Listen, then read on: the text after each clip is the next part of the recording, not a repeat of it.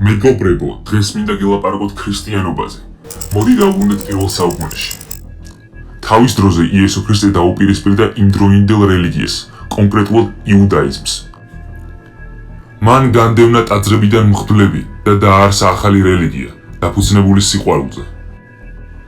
ეკლესია გვაუწყებს, რომ იგი წარმოადგენს ქრისტეს სახლს, მაგრამ სინამდვილეში ეკლესია არის დაფუძნებული არა იესო ქრისტეს, არამედ პავლე მოციქულის მიერ.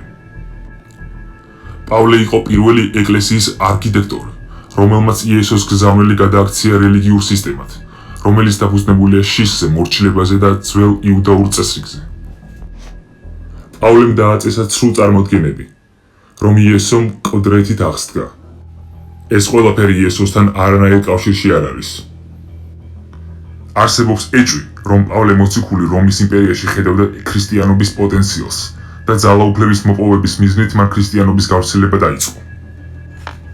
პავლემ გამოიგონა ქრისტიანობა იმ მიზნით, რომ იმპერიის მასებში დაემკვიდრებინა ძალაუფლება, ფსიქოლოგიური ტერორი, ცოდვა, ჯოჯოხეთი მორჩილება.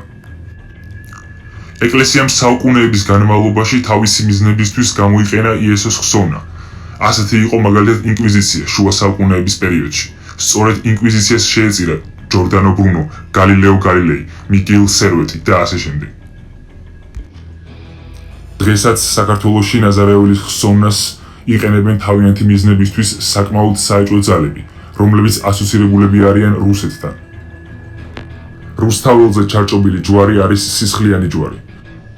ეს ჯვარი ჩაარჭო იმ ხალხმა, რომლებმაც 50 ჟურნალისტის სცემეს, ოფისები დალეწეს და ლექსო ლაშქარავა სიკვდილით გაიმეტეს. მოგიწოდებთ საზოგადოებას, იაზრუნოთ კრიტიკულად, ყველაფერს ჩაუღრმავდით, მათ შორის ქრისტიანობას.